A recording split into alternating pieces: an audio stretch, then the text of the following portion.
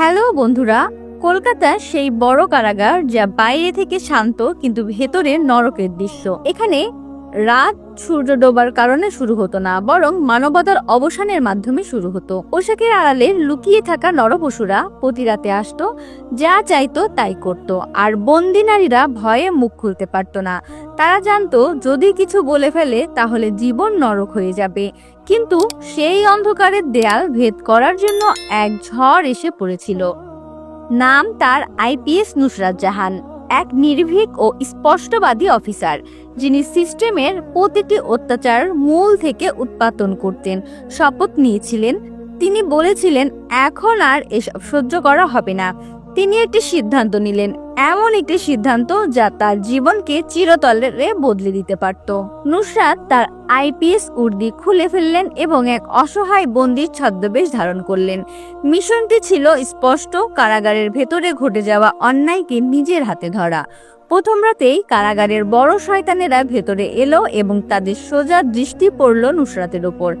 এখন প্রশ্ন হলো, এই একজন আইপিএস অফিসার কি অন্য বন্দীদের মতোই সেই নরপশুদের হাতে ধ্বংস হয়ে যাবেন? সেই ভয়ঙ্কর রাত কি তার শেষ মিশন হয়ে উঠবে, নাকি আইপিএস নুসরাত জাহান সেই সমস্ত নেকড়েদের তাদের নিজেদের গর্তে ঢুকে ধরে ফেলবেন? এটি জানতে ভিডিওটি শেষ পর্যন্ত দেখুন। বন্ধুরা, পশ্চিমবঙ্গের একটি সুন্দর শহর কলকাতা, যা বাইরে থেকে যতটা সুন্দর দেখায় ভেতরে ততটাই অন্ধকার ও ভয়ঙ্কর সত্যে ভরা। বলা হয় এই শহর কখনো ঘুমায় না। এই শহরেই এক নির্ভীক ও কঠোর মনোভাবের police officer IPS Nusrat Jahan নিযুক্ত ছিলেন। নুসরাত বাইরে থেকে শান্ত ও সুস্থির দেখাতেন, কিন্তু ভেতরে তিনি ইস্পাতের মতো কঠিন, ন্যায়ের জন্য নির্মম এবং নীতিতে অটল একজন মহিলা। কলকাতার বড় বড় অপরাধীরা তার নাম শুনলেই কাঁপতে শুরু করত।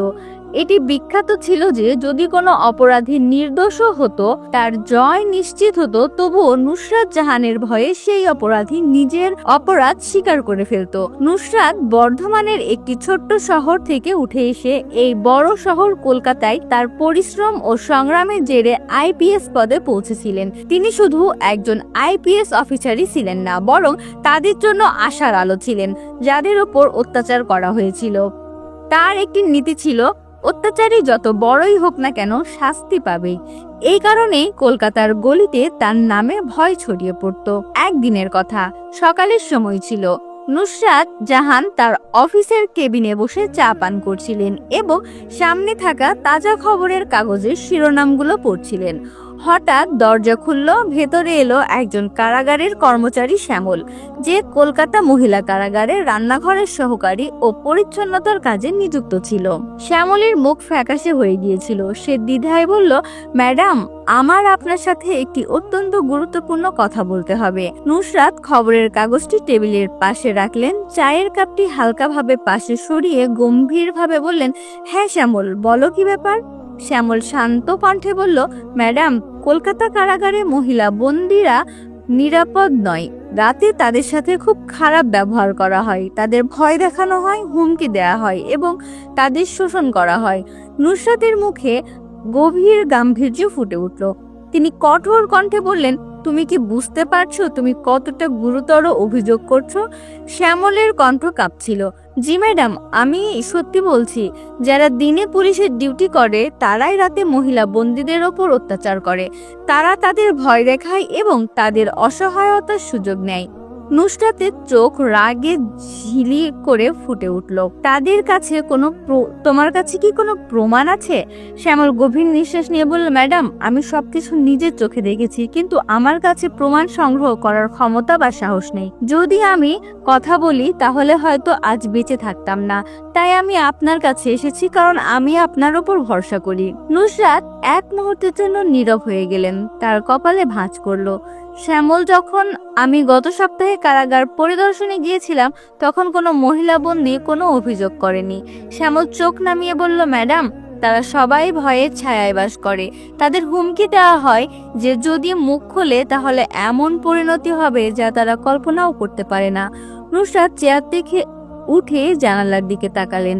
এক মুহূর্তের নীরবতার পর তার কণ্ঠ ইস্পাতের মতো কঠিন হয়ে গেছে। শ্যামল, তুমি অনেক সাহস দেখিয়েছো, এখন আমার পালা। আজই সন্ধ্যায় আমি নিজে বিনা নোটিশে কারাগার পরিদর্শন করব। নুসরাত জাহান সেই সন্ধ্যায় কলকাতা মহিলা কারাগারের গেটে পৌঁছালেন। কাগজপত্র, স্যালিউট এবং প্রোটোকলের মধ্যে পরিদর্শক রহিম অত্যন্ত তৎপরতার সাথে তাকে প্রতিটি কোণ দেখালেন। ফাইলগুলো সবকিছু ঠিকঠাক ছিল, রেজিস্টারে কোনো ত্রুটি ছিল না এবং বাইরে থেকে দেখে কারাগারটি একটি মডেল কারাগারের মতোই মনে হচ্ছিল। কিন্তু নুসরাতের অভিজ্ঞতার হৃদয় জানতো আসল চেহারা সবসময় সেই দেয়ালের পেছনে লুকিয়ে থাকে, যেখানে সাধারণ দৃষ্টি পৌঁছায় না। তিনি মহিলা বন্দীদের আলাদা ঘরে ডেকে তাদের সাথে কথা বললেন, কিন্তু প্রতিটি প্রশ্নের উত্তর ছিল শুধু নীরবতা। কারো চোখ নিচু হয়ে যেত, কারো ঠোঁট কাঁপতো, কিন্তু কথা বের হতো না। ভয়, ক্লান্তি এবং এক অদ্ভুত অসহায়তার ভার প্রতিটি মুখে এমন ভাবে লেখা ছিল, নুসরাত তৎক্ষণাৎ বুঝলেন এই নীরবতা হাজার চিৎকারের চেয়েও ভয়ঙ্কর। যতক্ষণ না এই বন্দীদের এই বিশ্বাস জন্মানো যায় যে তাদের রক্ষা করছে কেউ একজন, ততক্ষণ তারা মুখ খুলবে না। পরের দিন নুসরাত তার কেবিনে বসেছিলেন। সামনে ফাইল খোলা ছিল, কিন্তু তার চোখ শূন্যে হারিয়ে গিয়েছিল। তার মুখ বারবার একটি প্রশ্ন ভেসে উঠছিল, সত্যকে কিভাবে সামনে আনা যায়। এই প্রশ্নই তার জন্য সিদ্ধান্ত হয়ে গেল। তিনি তার জীবনের সবচেয়ে বড় এবং বিপজ্জনক পদক্ষেপ নেওয়ার সিদ্ধান্ত নিলেন। তিনি জানতেন এখন সময় এসেছে পর্দা সরানোর। এর জন্য তিনি নিজের জীবনও বাজি রাখতে হয়, তবে তিনি তাই করবেন। তিনি তার বিশ্বস্ত সহকর্মীকে ডেকে ধীরে ধীরে দৃঢ় কণ্ঠে বললেন, আজ রাতে আমি একা একজন বন্দিনীর রূপ ধারণ করে ভেতরে যাব। কোনো উর্দি নয়, কোনো পরিচয় নয়, কোনো নোটিশ নয়, তবে আসল সত্য বেরিয়ে আসবে। আর তারপর সেই রাত এলো, সেই কালো রাত যা শুধু নুসরাত জাহানের জীবনকে হতবাক করে দেয়নি, বরং মানবতা, আইন এবং ন্যায়ের সবচেয়ে অন্ধকার মুখটি তার সামনে উন্মোচন করেছিল। তারিখ ছিল 8ই মার্চ, বৃহস্পতিবার। সময় ছিল রাত 9টা। কলকাতার পরিবেশে এক অদ্ভুত দমবন্ধ ভাব ছড়িয়েছিল। বাতাসে আর্দ্রতা ছিল, যেন শ্বাস নেওয়া কঠিন। কারাগারের চারপাশে পুলিশ কর্মচারী অর্ধেক ঘুমিয়ে অর্ধেক জেগে তাদের ডিউটিতে ছিল। কেউ অসতর্কভাবে সিগারেটের ধোঁয়ায় হারিয়েছিল, কেউ শুধু দেখানোর জন্য নজরদারি করছিল, আর কেউ ক্ষমতার নেশায় ডুবে নিজেদের ক্ষমতার অপব্যবহার করছিল। এই পরিস্থিতিতে নুসরাত এমন একটি পদক্ষেপ নিলেন যার জন্য ইস্পাতের হৃদয় প্রয়োজন। তিনি সাধারণ বন্দীদের পোশাক পরলেন, মুখে ওড়নার মতো দুপাট্টা জড়ালেন এবং একটি ভুয়া পরিচয় নিলেন। কলকাতা পুলিশ কারাগারে প্রবেশ করলেন। এই মিশন তার জন্য অন্ধকারে একা হাঁটার মতো ছিল। কোনো সরকারি নিরাপত্তা নেই, কোনো পরিচয় নেই, কোনো শনাক্তকরণ কার্ড নেই। শুধু একটি দৃঢ় সংকল্প ছিল এবং এই বিশ্বাস যে যদি সত্য সামনে না আসে তাহলে ন্যায় মারা যাবে। রাত 10:30টায় তিনি কারাগারের সেই অংশে পৌঁছালেন যেখানে মহিলা বন্দীদের আলাদা ঘরে রাখা হতো। সেখানকার পরিবেশ সাধারণ জগৎ থেকে সম্পূর্ণ আলাদা ছিল। দেয়ালে আর্দ্রতার দাগ, দুর্গন্ধে ভরা বাতাস, বন্দীদের দমিয়ে রাখা কান্না আর মাঝে মাঝে গালি ও লাঠির শব্দ। নুসরাত যে দৃশ্য দেখলেন তা যে কোনো শক্তিশালী মানুষের হৃদয়কে কাঁপিয়ে দেওয়ার জন্য যথেষ্ট ছিল। কিছু পুলিশ কর্মকর্তা বন্দী মহিলাদের জোর করে নাচাচ্ছিলেন, কেউ তাদের শরীরে হাত বোলাচ্ছিল, কেউ অশ্লীল মজা করছিল। কিছু নারী অসহায়ভাবে নীরবে সহ্য করছিল, কারোর চিৎকার দমিয়ে দেওয়া হয়েছিল, আর কারো মুখে সেই যন্ত্রণা লেখা ছিল যা কথায় প্রকাশ করা যায় না। নুসরাতের হৃদয় তীব্র হয়ে গেল। তিনি জানতেন এই কারাগার শুধু একটি কারাগার নয়, বরং একটি অন্ধকার নগরী যেখানে ক্ষমতা আইনের ওপর ভারী। কিন্তু তিনিও প্রস্তুত হয়ে এসেছিলেন। তার পোশাকের ভেতরে একটি ছোট্ট গোপন ক্যামেরা লাগানো ছিল যা প্রতিটি দৃশ্য রেকর্ড করছিল। কলারের নিচে লুকোনো মাইক্রোফোনে প্রতিটি শব্দ একটি গোপন দলের কাছে পৌঁছে দিচ্ছিল। নুসরাত জাহান একা ছিলেন না, তার সাহসের সাথে সত্যের একটি পুরো দল দাঁড়িয়েছিল। নুসরাত যখন কারাগারের ভেতরে বন্দীদের মাঝে পৌঁছলেন, একজন পুলিশ কর্মকর্তা দ্রুত পায়ে তার দিকে এগিয়ে এলো। তার চোখে সন্দেহ এবং ঠোঁটে তাচ্ছিল্য ছিল। সে তীক্ষ্ণ দৃষ্টিতে বলল, এই তুমি কে? তোমাকে আগে কখনো এখানে দেখিনি। তোমার নাম কি? নুসরাত গভীর নিঃশ্বাস নিয়ে যেন তার রাগ এবং সত্যকে নিয়ন্ত্রণ করছেন নরম কণ্ঠে বললেন, সাহেব, আমি আজই এখানে এসেছি সব বন্দীদের সাথে শিফটে। পুলিশ কর্মকর্তা তার মুখের ওপর আরো কঠোর কণ্ঠ নিয়ে বলল, কি অপরাধ করেছো তুমি? নুসরাত চোখ নামিয়ে বলল, আমার উপর চুরির অভিযোগ আছে, কিন্তু আমি নির্দোষ, আমি কিছুই করিনি। পাশে দাঁড়ানো 2-3 জন পুলিশ কর্মকর্তা বিষাক্ত হাসি হাসতে লাগলো। একজন তাচ্ছিল্য করে বলল, হ্যাঁ হ্যাঁ, প্রতিটি বন্দী এই একই কথা বলে, সত্য কেউ বলে না। তুমি নাম কি বললে? নুসরাত তার কণ্ঠ নরম রেখে বললেন, আমার নাম ফারিদা। একজন পুলিশ কর্মকর্তা অহংকার করে বলল, বাহ, নামটাও বেশ অদ্ভুত। ঠিক আছে, এখন বেশি কথা না বলে আমাদের পা টিপে দাও, নইলে পরিণতি ভালো হবে না। নুসরাত তার চোখে চোখ রেখে শান্ত কিন্তু ইস্পাতের মতো কণ্ঠে বললেন, সাহেব, আমি এখানে আমার সাজা ভোগ করতে এসেছি, আপনার সেবা করতে নয়। যতক্ষণ না আমার অপরাধ প্রমাণিত হয়, আমি শুধু একজন সন্দেহভাজন, কৃতদাসী নই। এই কথা শুনে পরিবেশের উত্তেজনা ছড়িয়ে পড়ল। একজন পুলিশ অফিসারের রক্ত গরম হয়ে গেল। সে রাগে চিৎকার করে বলল, জিভ বেশি চলে তোর? যা বলা হয় তাই কর, নইলে এমন কুঠুরিতে ফেলবো যে সারা জীবন কাঁদবি। নুসরাত তার কণ্ঠ আরো দৃঢ় করে বললেন, যেন ভয়ের সমস্ত দরজা তার জন্য বন্ধ হয়ে গেছে। আমি ভয় পেতে আসিনি, আমি এখানে আমার উপরে লাগানো মিথ্যা দাগ ধুয়ে ফেলতে এসেছি। তুমি যত হুমকি দিবে আমার সাহস তত বাড়বে। এই সময় একজন দুর্বল ও ক্লান্ত মহিলা বন্দী রিনা চুপিসারে সরে তার কাছে এলো। তার চোখে অশ্রু আর ঠোঁটে কাঁপুনি ছিল। সে ধীরে ধীরে বলল, বসে পড়ো বোন, এদের সাথে কিছু বলিস না, যা বলবি তাই কর। এরা মারে, অপমান করে। এখানে শুধু একটি নিয়ম, বাঁচো কিন্তু চুপ থাকো। নুসরাত তাকে আলতোভাবে জিজ্ঞেস করলেন, তুই কেন এখানে এদের বিরুদ্ধে কথা বলিসনি? রিনা চারপাশে ভীত দৃষ্টিতে তাকে ফিসফিস করে বলল, এখানে ভয় আছে। যে মুখ খুলেছে তাকে একা ঘরে বন্দি করা হয়েছে, আর তারপর রাতে এমন কিছু ফেলা হয়েছে যা ভাবলেও আত্মা কেঁপে উঠবে।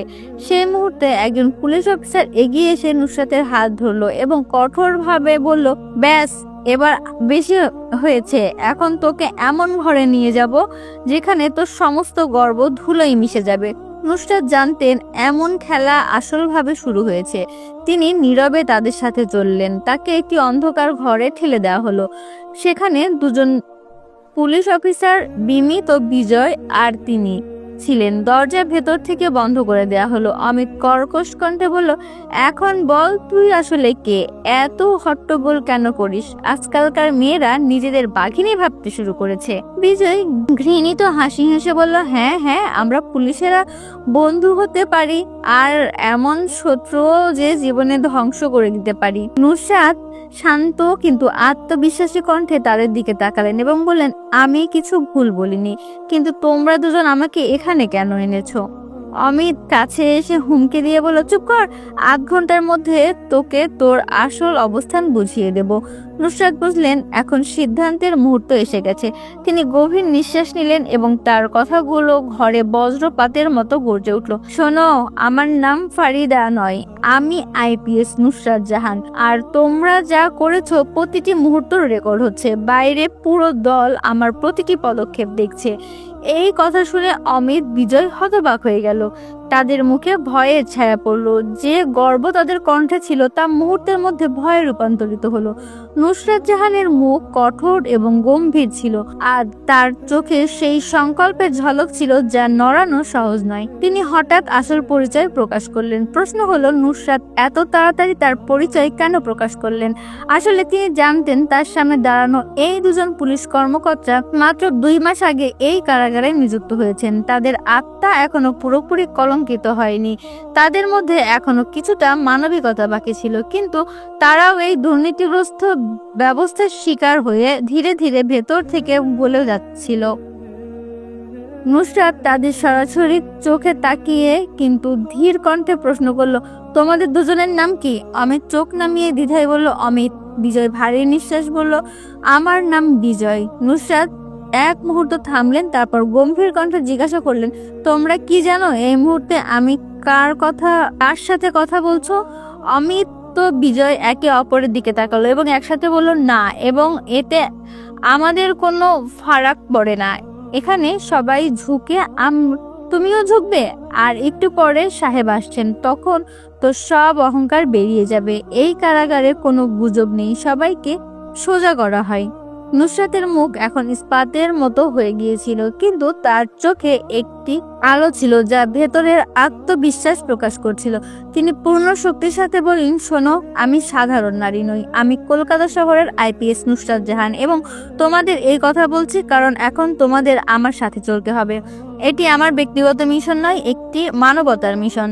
অমিত এবং বিজয় দুজনেই হতবাক হয়ে গেল। অমিত বিরক্তিতে বলল, তো আইপিএস হলে কি হয়েছে? আমরাও তো পুলিশ, আমরাও কোনো সাধারণ লোক নই। বিজয় হাসি ঠাট্টা করে বলল, হ্যাঁ হ্যাঁ, দেখ অমিত, এত বড় ফিল্ম কথা বলছে, যদি ফিল্মে থাকতো তাহলে এতদিনে বড় হিরোইন হয়ে যেত।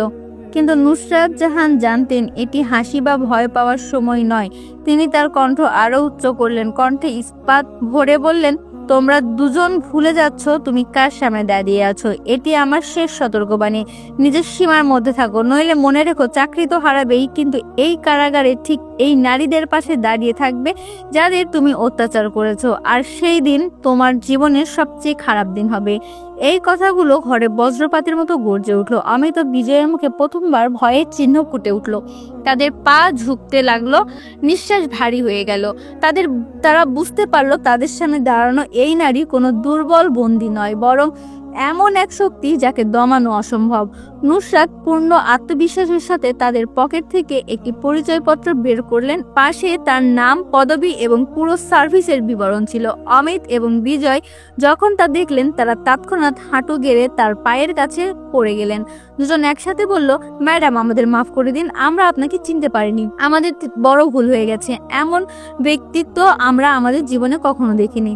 নুসরাত গভীর নিঃশ্বাস নিয়ে ধীরে বললেন, আমি তোমাদের মাফ করতে পারি, কিন্তু একটি শর্তে, তোমাদের সত্যের পাশে দাঁড়াতে হবে।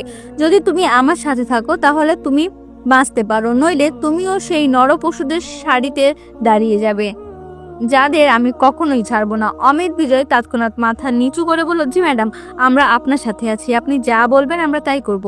নুসরাত তাদের চোখে তাকালো, যেন পরীক্ষা করছেন তারা মিথ্যা বলছে কিনা। তারপর ধীরে ধীরে বললেন, আসলে সত্য বলো, প্রতি রাতে যখন এই কারাগারে অন্ধকারে ডুবে যায়, দরজা জানলা বন্ধ হয়ে যায়, তখন এই অসহায় নারীদের সাথে কি করা হয়?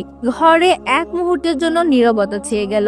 তারপর দুজন ভারী হৃদয়ে সেই রহস্য খুলতে শুরু করলো যা পুরো ব্যবস্থার ভয়ঙ্কর মুখটি উন্মোচন করতে চলেছিল।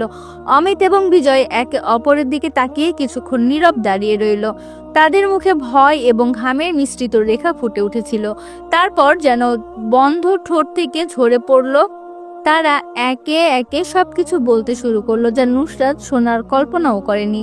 রাতের অন্ধকার কিভাবে নারীদের তাদের কুঠুরি থেকে বের করা হয়, কিভাবে উর্দি পরা মানুষ রক্ষক নয় বরং নরপশু হয়ে ওঠে, কিভাবে শারীরিক এবং মানসিক শোষণের সেই দৃশ্য ঘটে যা বর্ণনা করতে গেলেও আত্মা কেঁপে ওঠে, আর কিভাবে উচ্চপদস্থ কর্মকর্তাদের মিলিত এই সবকিছু লুকিয়ে রাখা হয়, ফাইলে মিথ্যার রিপোর্ট ভরে সবকিছু দমিয়ে রাখা হয়। নুসরাত জাহানের মুখ রাগে লাল হয়ে গেল, আর চোখে সেই আগুন জ্বলতে শুরু করলো যা বড় বড় অপরাধীদের কাঁপিয়ে দেয়। এখন তিনি নিশ্চিত হলেন যে কারাগারে রান্নাঘরের সহকারী শ্যামল যা বলেছিলেন তা কোনো গুজব নয়, বরং নগ্ন সত্য। তিনি পকেট থেকে একটি ছোট্ট ভিডিও ক্যামেরা এবং মাইক বের করে অমিত বিজয়ের দিকে এগিয়ে দিয়ে ইস্পাতের মতো কণ্ঠে বললেন, এটি তোমাদের কাছে রাখো, আজ থেকে প্রতিটি মুহূর্ত, প্রতিটি ক্ষণ রেকর্ড হবে। এই অন্ধ নগরীদের যা কিছু হয় তার সব বিশ্বের সামনে আনতে হবে। অমিত এবং বিজয় দ্বিধায় পড়লো, তাদের হাত কাঁপতে লাগলো, কিন্তু নুসরাত তাদের চোখে তাকিয়ে আত্মবিশ্বাস জাগালেন, ভয় পাওয়ার দরকার নেই, তোমরা দুজন নতুন, তোমাদের মন এখনো পরিষ্কার। যদি আজ তুমি সত্যের পাশে দাঁড়াও তাহলে কাল তোমার বিবেক তোমাকে সালাম করবে। দুজনেই অবাক হয়ে জিজ্ঞেস করলো, ম্যাডাম, আপনি আমাদের এত সূক্ষ্মভাবে কিভাবে চিনলেন? নুসরাত হালকা হাসি দিয়ে বলল, যখনই আমি কোনো মিশনে যাই, শত্রুর সাথে সাথে আমার সঙ্গীদের সম্পর্কেও পুরোপুরি খবর রাখি। তোমাদের নাম, পরিচয়, এমনকি তোমাদের পরিবারের বিবরণ পর্যন্ত আমার কাছে আছে। এখন অমিত এবং বিজয় পুরোপুরি নুসরাতের সাথে ছিল। তারা ক্যামেরা এবং মাইক নিয়ে কারাগারের সেই অন্ধকার অংশে পৌঁছালো যেখানে রাত নামলেই মানবতাকে ছিন্ন ভিন্ন করা হতো। তারা সবকিছু ধরে ফেললো, বন্দি নারীদের দমিয়ে রাখা চিৎকার, নরপশু উর্দিধারীদের হাসি, তাদের অশ্লীল কথাবার্তা এবং সেই অত্যাচার যা বছরের পর বছর ধরে লুকিয়েছিল। ভোর হওয়ার আগে নুসরাত নীরবে কারাগার থেকে বেরিয়ে এলেন, কেউ কিছু জানতে পারল না। পরের দিন সকালে হেডকোয়ার্টারের কনফারেন্স হলে যখন সেই ভিডিও প্রমাণ পেশ করলো তখন পুরো বিভাগের নীরবতা ছেয়ে গেল। বড় বড় কর্মকর্তারা হতবাক হয়ে গেলেন। তৎক্ষণাৎ একটি বিশেষ দল গঠন করা হলো। রাতের অন্ধকারে অত্যাচারী উর্দিধারীদের সেই দিনই হাতে নাতে ধরা হলো। তাদের উর্দি খুলে ফেলা হলো, চাকরি বাতিল করা হলো এবং কয়েকজন ডাউন মামলা দায়ের করা হলো। নুসরাত জাহানের এই পদক্ষেপ পুরো কলকাতা পুলিশ বিভাগের গুঞ্জন তুলল। তিনি একটি উদাহরণ হয়ে উঠলেন যে যদি ইচ্ছা দৃঢ় হয় তাহলে সবচেয়ে শক্তিশালী ব্যবস্থাকেও কাঁপিয়ে দেওয়া যায়। বন্দি নারীরা দৌড়ে এসে তার পায়ে পড়ে গেল, তাদের চোখে অশ্রু এবং ঠোঁটে ধন্যবাদ ম্যাডাম, আপনি আমাদের নরক থেকে বের করেছেন। আমরা বছরের পর বছর ধরে চিৎকার করছিলাম, কেউ শোনেনি, কিন্তু আজ আমরা ন্যায় পেয়েছি। সেই মুহূর্তে উচ্চপদস্থ কর্মকর্তা সেন এগিয়ে এলেন। তিনি নুসরাতের সামনে ঝুঁকে পড়লেন, ম্যাডাম, আপনি যা করে দেখিয়েছেন তা আজ পর্যন্ত কেউ করতে পারেনি। বন্ধুরা, এই ছিল আমাদের আজকের ভিডিওটি আপনাদের কাছে কেমন লাগলো তা অবশ্যই কমেন্ট করে জানাবেন আমাদেরকে। ভিডিওটি ভালো লাগলে অবশ্যই লাইক দিবেন এবং বেশি বেশি শেয়ার করবেন আর আমাদের চ্যানেলটি সাবস্ক্রাইব করতে ভুলবেন না কিন্তু। ধন্যবাদ সবাইকে।